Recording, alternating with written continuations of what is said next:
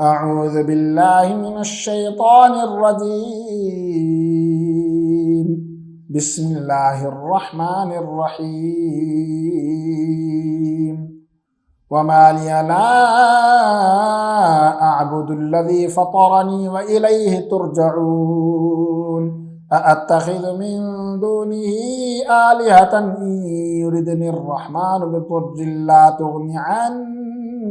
شفاعتهم شيئا ولا ينقذون.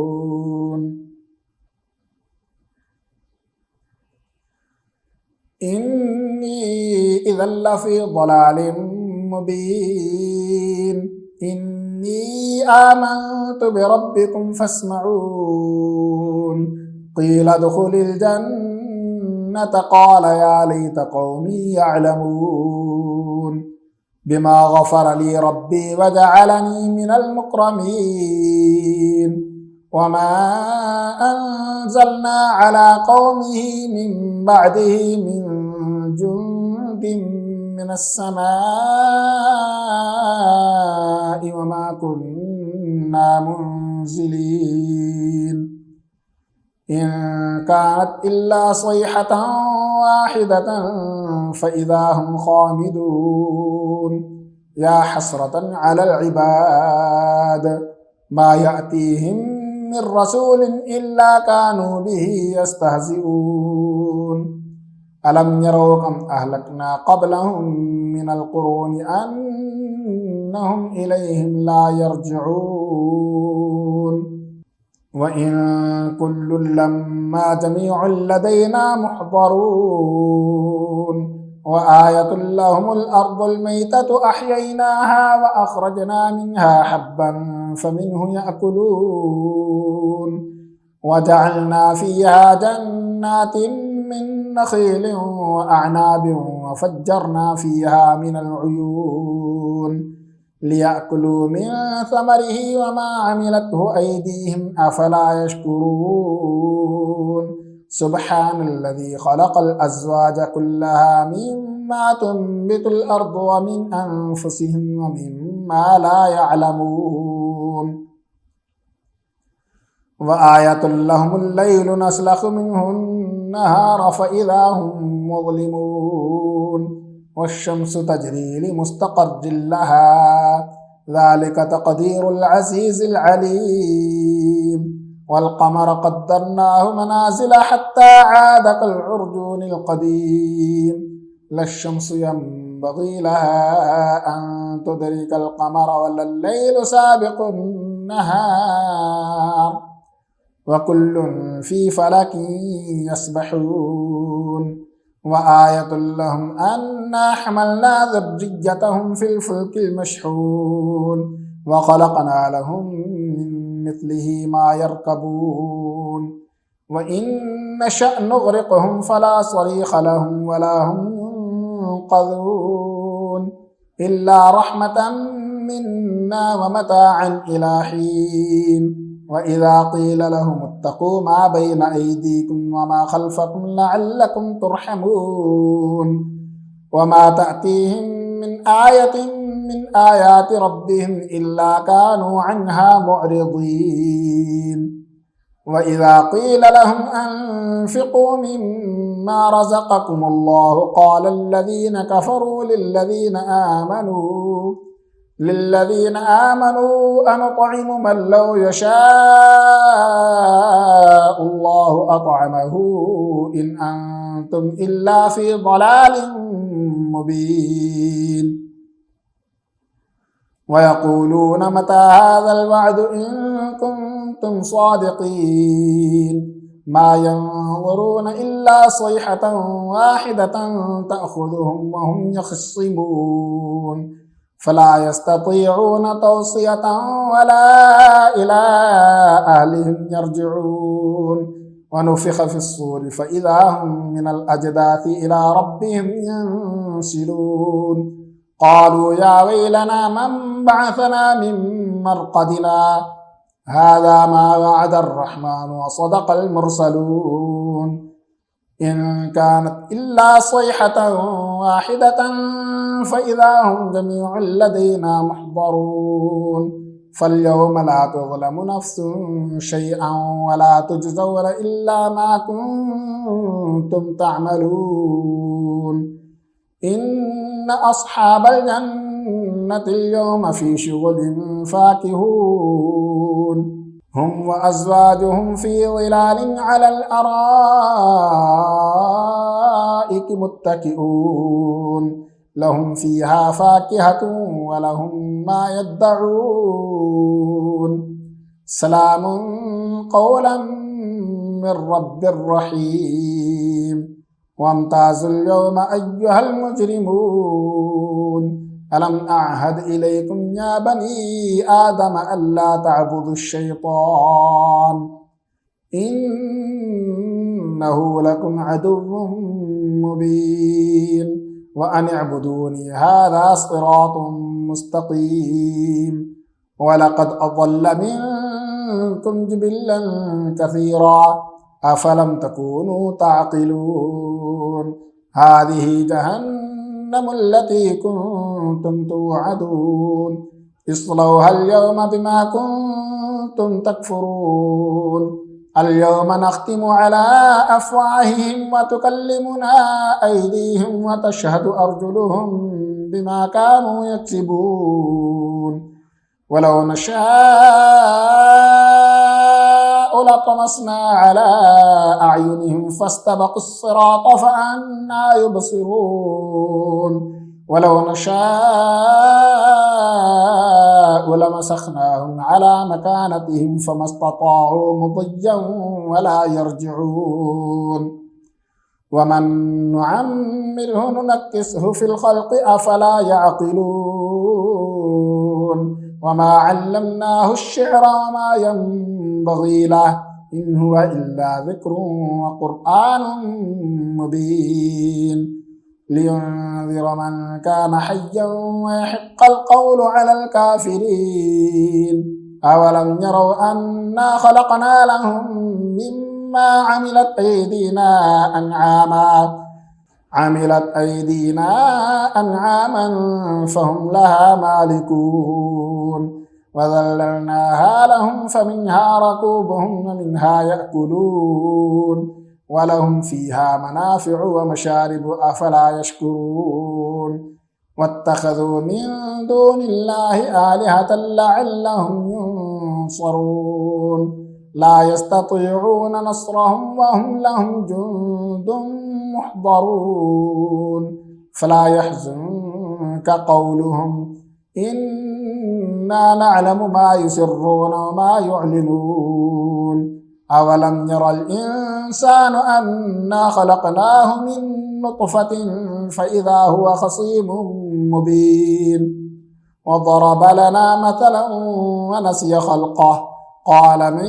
يحيي العظام وهي رميم قل يحييها الذي أنشأها أول مرة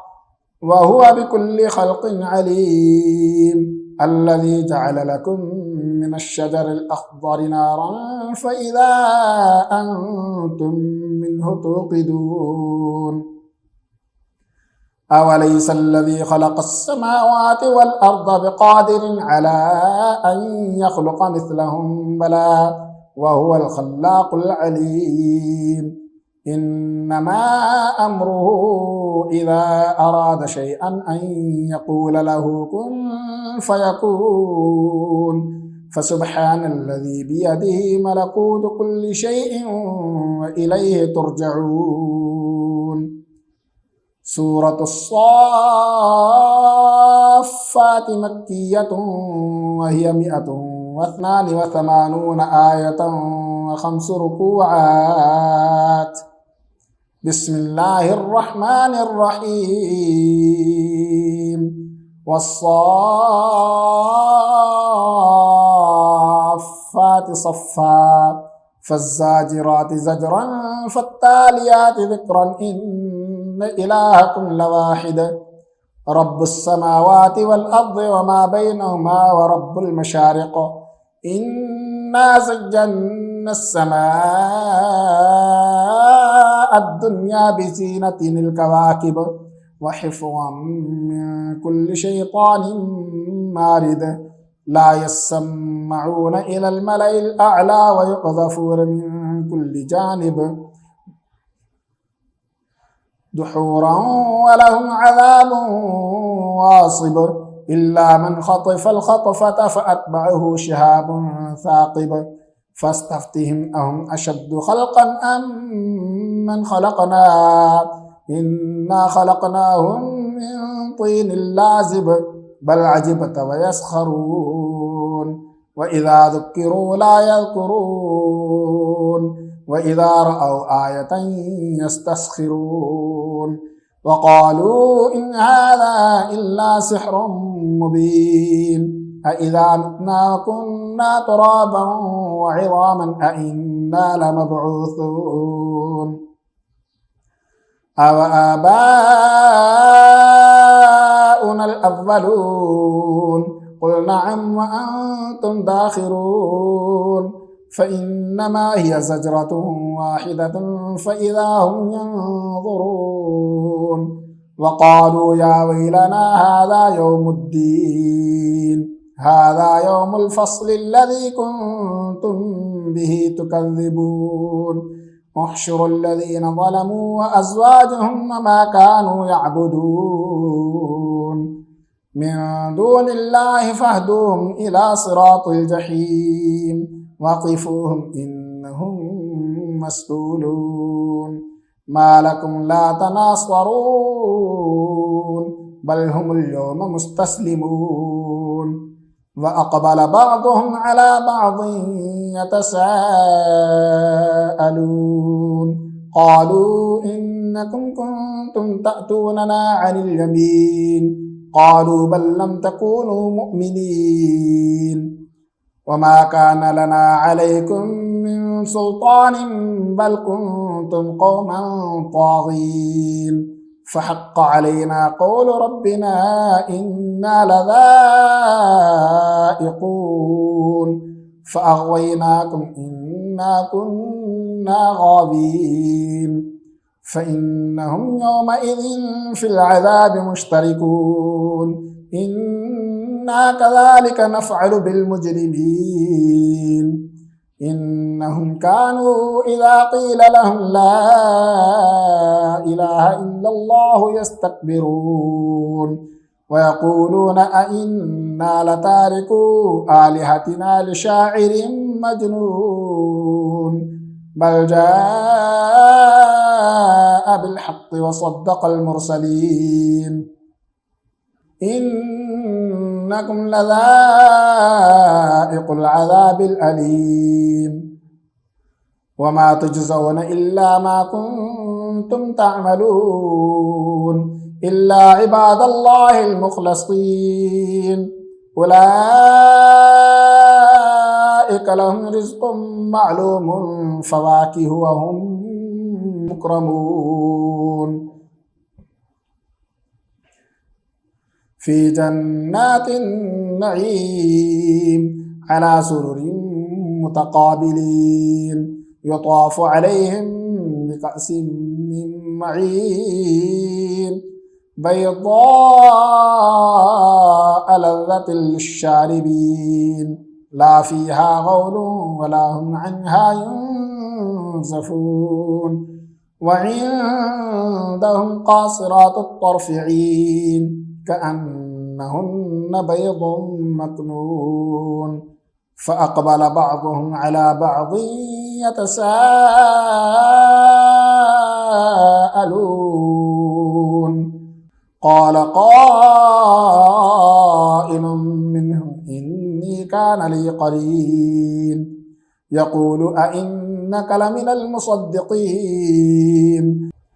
أإذا متنا وكنا ترابا وعظاما أئنا لمدينون قال هل أنتم مطلعون فاطلع فرآه في سواء الجحيم قال تالله إن كدت لتردين ولولا نعمة ربي لكنت من المحضرين أفما نحن بميتين إلا موتتنا الأولى وما نحن بمعذبين إن هذا لهو الفوز العظيم لمثل هذا فليعمل العاملون أذلك خير نزلا أم شجرة الزقوم إنا جعلناها فتنة للظالمين إنها شجرة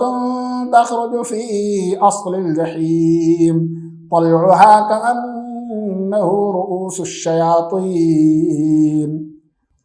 فإنهم لآكلون منها فمالئون منها البطون ثم إن لهم عليها لشوبا من حميم ثم إن مرجعهم لإلى الجحيم إنهم ألفوا آباءهم ضالين فهم على آثارهم يهرعون ولقد ضل قبلهم أكثر الأولين ولقد أرسلنا فيهم منذرين فانظر كيف كان عاقبة المنذرين إلا عباد الله المخلصين ولقد نادانا نوح فلنعم المجيبون ونجيناه وأهله من الكرب العظيم وجعلنا ذريته هم الباقين وتركنا عليه في الآخرين سلام على نوح في العالمين إنا كذلك نجزي المحسنين إنه من عبادنا المؤمنين ثم أغرقنا الآخرين وإن من شيعته لإبراهيم إذ جاء ربه بقلب سليم إذ قال لأبيه وقومه ماذا تعبدون أئفكا آلهة دون الله تريدون فما ظنكم برب العالمين فنظر نظرة في النجوم فقال إني سقيم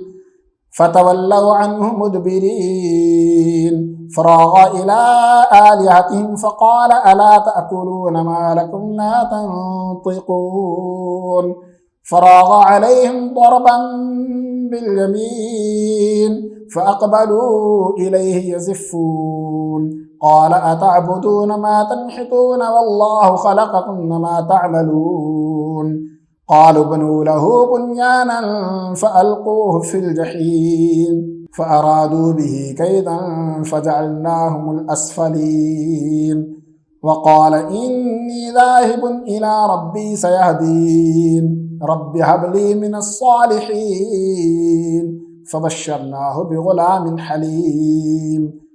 فلما بلغ معه السعي قال يا بني إني أرى في المنام أني أذبحك فانظر ماذا ترى قال يا أبت افعل ما تؤمر ستجدني إن شاء الله من الصابرين فلما أسلما وتله للجبين وناديناه أن يا إبراهيم قد صدقت الرؤيا إنا كذلك نجزي المحسنين إن هذا لهو البلاء المبين وفديناه بذبح عظيم وتركنا عليه في الآخرين سلام على إبراهيم كذلك نجزي المحسنين إنه من عبادنا المؤمنين وبشرناه بإسحاق نبيا من الصالحين وباركنا عليه وعلى إسحاق ومن ذريتهما محسن وظالم لنفسه مبين ولقد مننا على موسى وهارون ونجيناهما وقومهما من الكرب العظيم ونصرناهم فكانوا هم الغالبين وآتيناهما الكتاب المستبين وهديناهما الصراط المستقيم وتركنا عليهما في الآخرين سلام على موسى وهارون إنا كذلك نجزي المحسنين إنهما من عبادنا المؤمنين وإن إلياس لمن المرسلين إذ قال لقومه ألا تتقون أتدعون بعلا وتذرون أحسن الخالقين الله ربكم ورب آبائكم الأولين فكذبوه فإنهم لمحضرون إلا عباد الله المخلصين وتركنا عليه في الآخرين سلام على الياسين إنا كذلك نجزي المحسنين إنه من عبادنا المؤمنين وإن لوطا لمن المرسلين إذ نجيناه وأهله أجمعين إلا عجوزا في الغابرين ثم دمرنا الآخرين وإنكم لتمرون عليهم مصبحين وبالليل أفلا تعقلون وإن يونس لمن المرسلين إذ أبق إلى الفلك المشحون فساهم فكان من المدحضين فالتقمه الحوت وهو مليم فلولا أنه كان من المسبحين للبث في بطنه إلى يوم يبعثون فنبذناه بالعراء وهو سقيم وأنبتنا عليه شجرة من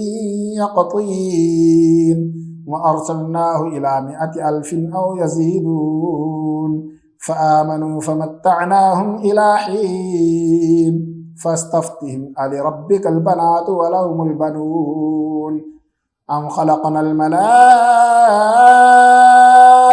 إناثا وهم شاهدون ألا إنهم من إفكهم ليقولون ولد الله وإنهم لكاذبون أصطفى البنات على البنين ما لكم كيف تحكمون أفلا تذكرون أم لكم سلطان مبين فأتوا بكتابكم إن كنتم صادقين وجعلوا بينه وبين الجنة نسبا ولقد علمت الجنة إنهم لمحضرون سبحان الله عما يصفون إلا عباد الله المخلصين فإنكم ما تعبدون ما أنتم عليه بفاتنين إلا من هو صال الجحيم وما منا إلا له مقام معلوم وإنا لنحن الصافون وإنا لنحن المسبحون وإن كانوا ليقولون لو أن عندنا ذكرا من الأولين لكنا عباد الله المخلصين فكفروا به فسوف يعلمون ولقد سبقت كلمتنا لعبادنا المرسلين إنهم لهم المنصورون وإن جندنا لهم الغالبون فتول عنهم حتى حين وأبصرهم فسوف يبصرون أفبعذابنا يستعجلون فإذا نزل بساحتهم فساء صباح المنذرين وتول عنهم حتى حين وأبصر فسوف يبصرون سبحان ربك رب العزة عما يصفون وسلام على المرسلين والحمد لله رب العالمين.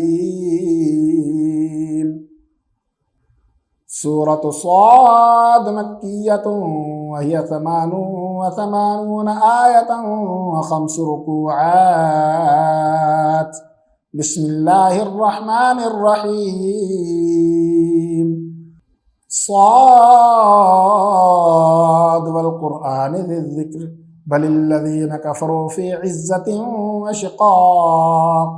كم أهلكنا من قبلهم من قرن فنادوا ولا حين مناس وعجبوا أن جاءهم منذر منهم وقال الكافرون هذا ساحر كذاب أجعل الآلهة إلها واحدا إن هذا لشيء عجاب وانطلق الملأ منهم أن امشوا واصبروا على آلهتكم إن هذا لشيء يراد ما سمعنا بهذا في الملة الآخرة إن هذا إلا اختلاق أنزل عليه الذكر من بيننا بل هم في شك من ذكري بل لما يذوقوا عذاب أم عندهم خزائن رحمة ربك العزيز الوهاب أم لهم ملك السماوات والأرض وما بينهما فليرتقوا في الأسباب جند ما هنالك مهزوم من الأحزاب كذبت قبلهم قوم نوح وعاد وفرعون ذو الأوتاد وثمود وقوم لوط وأصحاب الأيكة أولئك الأحزاب إن كل إلا كذب الرسل فحق عقاب وما ينظر هؤلاء إلا صيحة واحدة ما لها من فواق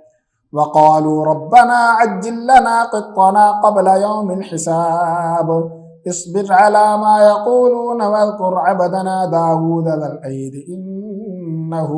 أواب إنا سخرنا الجبال معه يسبحن بالعشي والإشراق والطير محشورة كل له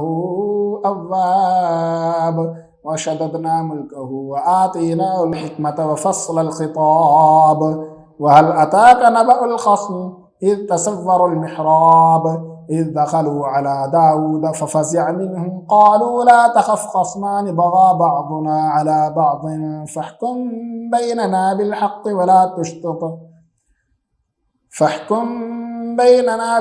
ولا تشطط واهدنا إلى سواء الصراط إن هذا أخي له 99 نعجة ولي نعجة واحدة فقال أكفلنيها وعزني في الخطاب قال لقد ظلمك بسؤال نعجتك إلى نعاجي وإن كثيرا من الخلطاء ليبغي بعضهم إلى بعض إلا الذين آمنوا وعملوا الصالحات وقليل ما هم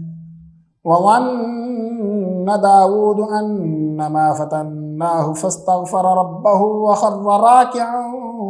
وأناب فغفرنا له ذلك وإن له عندنا لزلفى وحسن مآب يا داود إنا جعلناك خليفة في الأرض فاحكم بين الناس بالحق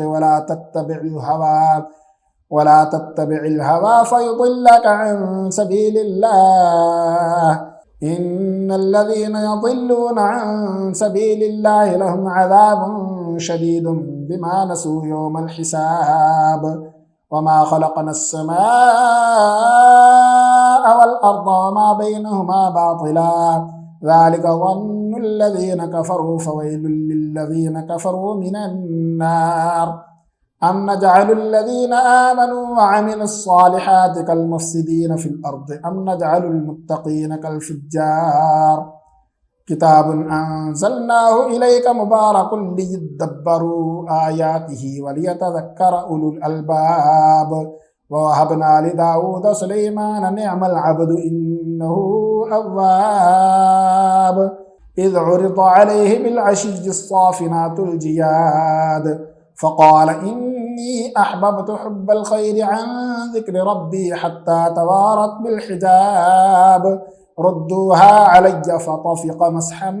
بالسوق والأعناق ولقد فتنا سليمان وألقينا على كرسيه جسدا ثم أناب قال رب اغفر لي وهب لي ملكا لا ينبغي لأحد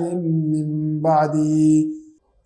إنك أنت الوهاب فسخرنا له الريح تجري بأمره رخاء حيث أصاب والشياطين كل بناء وغواص وآخرين مقرنين في الأصفاد هذا عطاؤنا فامنن أو أمسك بغير حساب وإن له عندنا لزلفى وحسن مآب واذكر عبدنا أيوب إذ نادى ربه أني مسني الشيطان بنصب وعذاب اركض برجلك هذا مغتسل بارد وشراب ووهبنا له أهله ومثلهم معهم رحمة منا وذكرى لأولي الألباب وخذ بيدك ضغثا فاضرب به ولا تحنث إنا وجدناه صابرا نعم العبد إنه أواب واذكر عبادنا إبراهيم وإسحاق ويعقوب أولي الأيدي والأبصار إنا أخلصناهم بخالصة ذكر الدار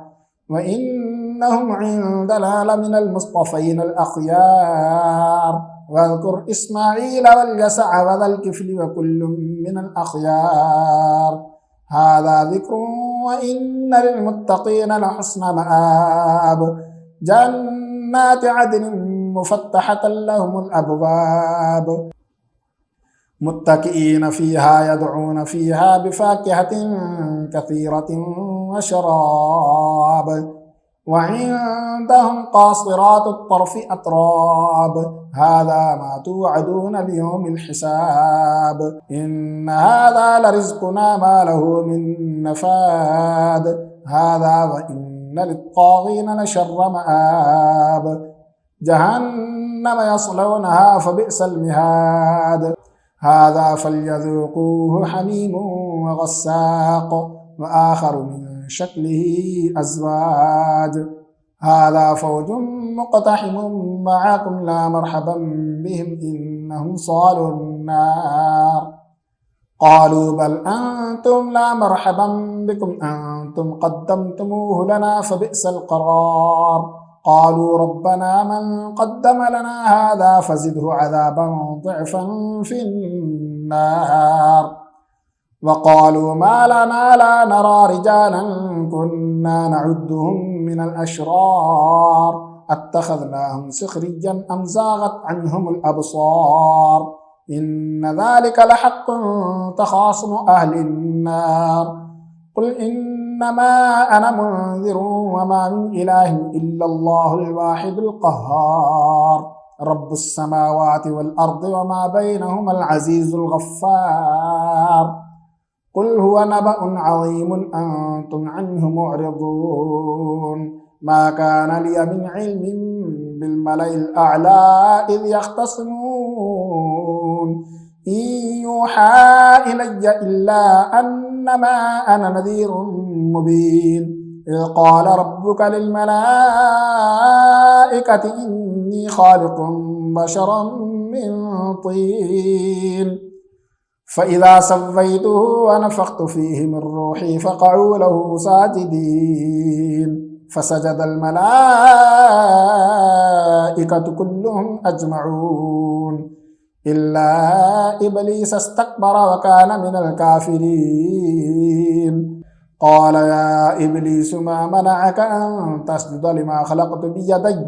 أستكبرت أم كنت من العالين قال أنا خير منه خلقتني من نار وخلقته من طين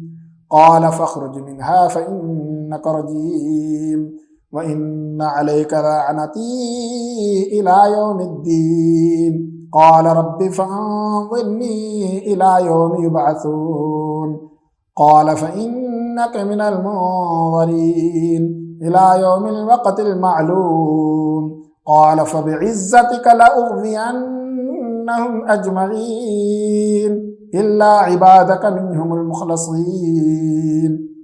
قال فالحق والحق أقول لأملأن جهنم منك ومن من تبعك منهم أجمعين.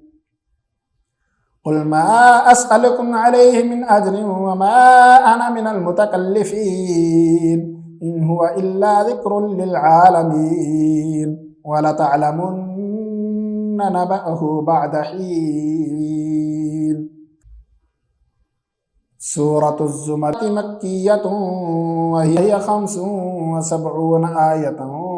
و8 ركوعات. بسم الله الرحمن الرحيم. تنزيل الكتاب من الله العزيز الحكيم. إنا أنزلنا إليك الكتاب بالحق فاعبد الله مخلصا له الدين ألا لله الدين الخالص والذين اتخذوا من دونه أولياء ما نعبدهم إلا ليقربونا إلى الله زلفى إن الله يحكم بينهم فيما هم فيه يختلفون إن الله لا يهدي من هو كاذب كفار. لو أراد الله أن يتخذ ولدا لاصطفى مما يخلق ما يشاء سبحانه هو الله الواحد القهار. خلق السماوات والأرض بالحق يكبر الليل على النهار ويكبر النهار على الليل وسخر الشمس والقمر كل يجري لأجل مسمى ألا هو العزيز الغفار. خلقكم من نفس واحدة ثم جعل منها زوجها وأنزل لكم من الأنعام 8 أزواج يخلقكم في بطون أمهاتكم خلقا من بعد خلق في ظلمات 3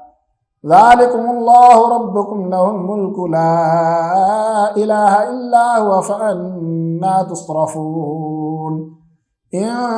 تكفروا فإن الله غني عنكم ولا يرضى لعباده الكفر وإن تشكروا يرضه لكم ولا تزر وازرة وزر أخرى ثم إلى ربكم مرجعكم فينبئكم بما كنتم تعملون إنه عليم بذات الصدور. وإذا مس الإنسان ضر دعا ربه منيبا إليه ثم إذا خذله نعمة منه نسي ما كان يدعو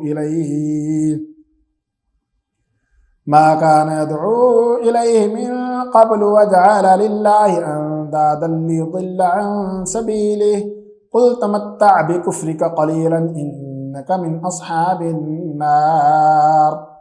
أمن هو قانت آناء الليل ساجدا قائما يحذر الآخرة ويرجو رحمة ربه قل هل يستوي الذين يعلمون والذين لا يعلمون إنما يتذكر أولو الألباب. قل يا عبادي الذين آمنوا اتقوا ربكم للذين أحسنوا في هذه الدنيا حسنة وأرض الله واسعة إنما يوفى الصابرون أجرهم بغير حساب.